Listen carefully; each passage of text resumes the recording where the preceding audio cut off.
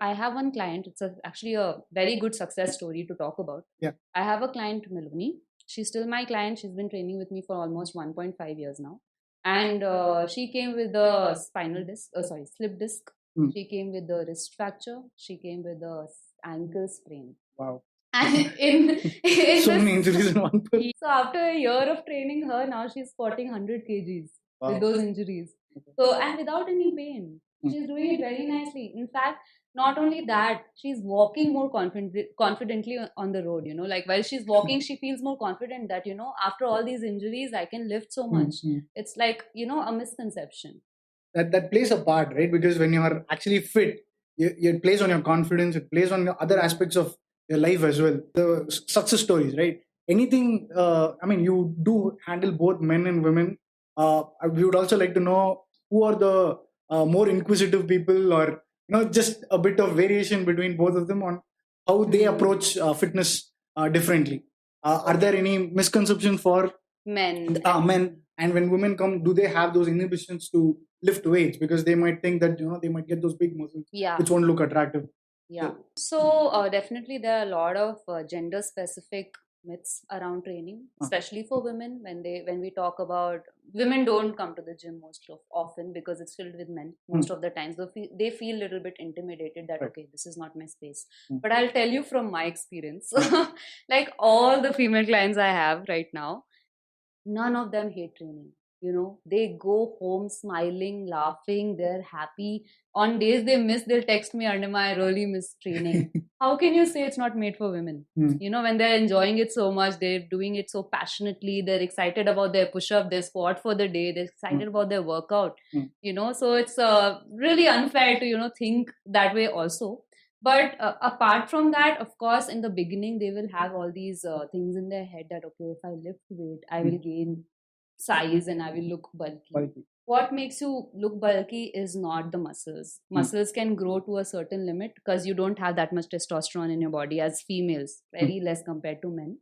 Secondly, you have to really train for years to even reach somewhere close to that. Okay. Whether you're a male or a female, you have to have consistent training for that kind of look.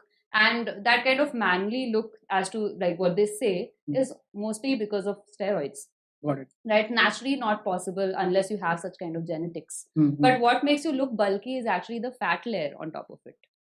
So you have to work on, getting enough muscle mass, improving your metabolism, improving your steps to feel good and feel lean, and however you want to look. Even if you want to look bulky, that's okay. Okay.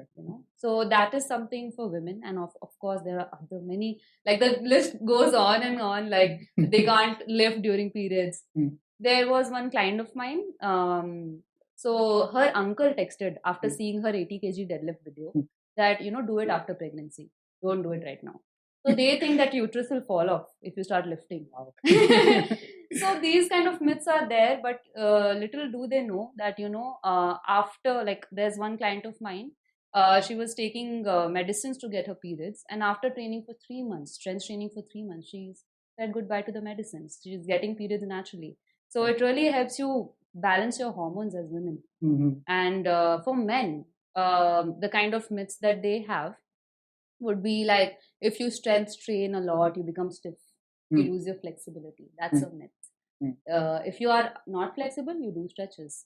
But if you strength train, if you train with the movements, if you're doing squat, you won't be able to sit down in a squat if you don't have mobility, right? So if you're sitting down full in a deep squat with the weights, that's the best way to do a mobility training, right? Isn't it? Yeah. So these are some kind of myths that men go through. And also in my career, I have faced this issue a lot. Like, it was very difficult for me to tap into the men's section of the industry, because as a female coach, right, I mostly get female clients. Yeah. But nowadays I've been seeing the change, probably because the kind of information, word of mouth, Okay, so is that a thing, like when a client comes to you and when they see that, okay, you're the one who's going to train me or coach me, and I'm thinking in my head, as a man, maybe a man would be much more relatable, or he would know more of this thing. That conception is there, right? That conception is definitely there. I feel like since that's the whole mindset of it's not made for women, even women are like, unless they are exposed to that kind of thing, they will not go into that. And they're also not very much pushed towards that lifting part of it. So I think that's one reason why. And secondly, of course, like men, they see progress faster. Like even male coaches, they would see progress faster. Like the kind of training I do, and if you make a male coach stand next to me, he would look more fit. Correct. Because of course testosterone. Right, yeah, 100%. And I think also biology. it's because biology. And also because I feel like there's a lot of difference. Like I will tell you from my personal experience, I cannot talk about these things because I'm not very sure of it. But with my personal experience, I did have a client, a male client.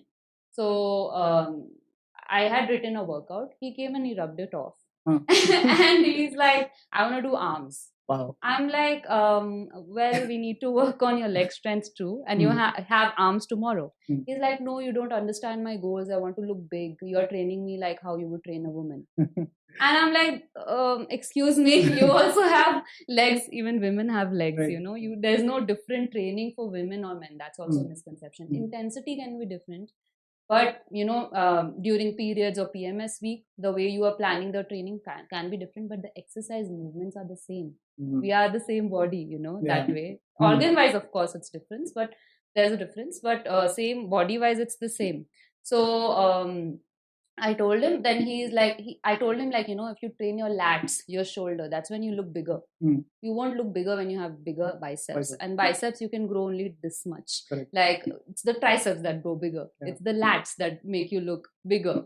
So these things, it was very hard for me to, break that barrier and make him understand. And at the end of the day, I had to let him go because, I can't, I couldn't get to change his mindset. But that's like just one client, but that's like one bad experience. But honestly, all the male clients I have are gems.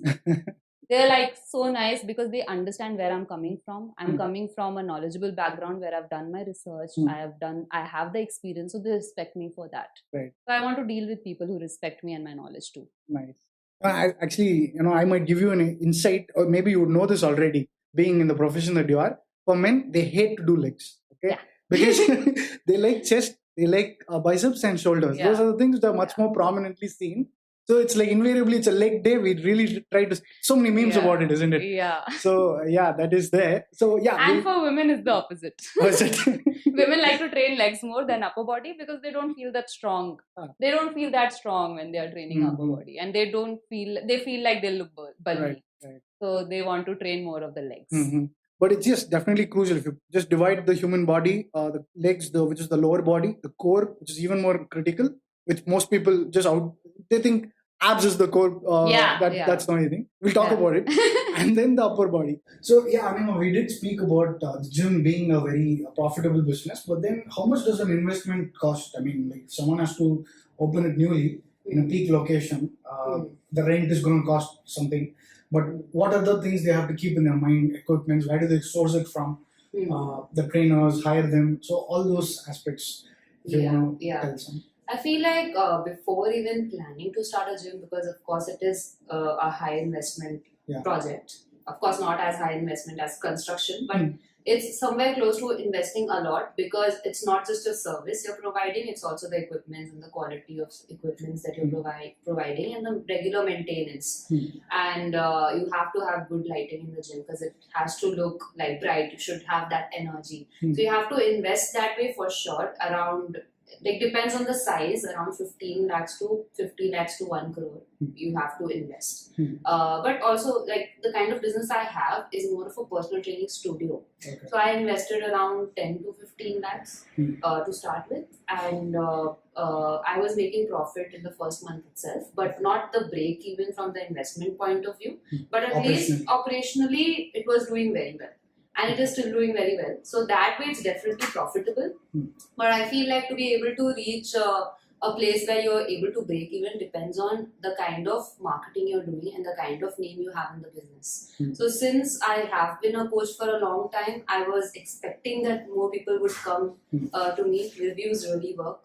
Word of mouth really work in this business. In terms of personal training, really works. So I think what you have to work on is networking, getting a good client base for yourself, getting good like having a good marketing strategy. That really helps in that. But of course, in terms of electricity, you have to keep it very less. Because anyway, like you will need only fans, because I don't have AC in Bangalore. Whether you don't need AC, but if at all you need AC, that's like one-time investment. But of course, when the sessions are going on, you turn on the AC. Otherwise, you don't need the AC. Then Wi-Fi is there, but that is also optional, because if for me my business is not that very automated that everything is getting registered. I have a system and that kind of works. We have forms and all of those things that work. So you don't need so much of Intel or IT and all of those things involved in that. So that's where you save cost. But of course, I think what you actually should invest in is getting good coaches. Giving them enough money so that of course your clients can see that those coaches are getting paid well, they are doing their jobs well, they have that kind of motivation to do stuff. In terms of rent, of course, if you must have seen gyms being on the 4th floor, 3rd floor like that, it's mostly because of the rent, because we kind of save there. Because you can't really scale so much in a gym business. So again, that depends on marketing. So yeah, investment wise, it's gonna be profitable, but depends on the kind of model you have, business model you have. If you're aiming to get more money through memberships, that's a different model. If you're aiming to get more money through personal training, that's a different model. But I can guarantee that personal training can work wonders if you invest yourself into it. If you invest time into learning and doing good market research and getting first some experience in hand, so that you can handle a gym business. That's very important. Then it can definitely be profitable. But okay, so personal training as compared to membership, I thought all the gyms do both, isn't it? Yeah, all the gyms do both. For my gym, my membership is restricted to a certain amount of people, because my whole point of starting a new gym was to make sure there's no crowd. So people who want to pay higher price to have an empty gym. That was my model, business model. Like that is my high business. volume. Less volume, more money. Got it. Like that. So people usually pay much more than compared to other gyms. But the benefit is that they get complete end-to-end training. They get a crowd-free gym.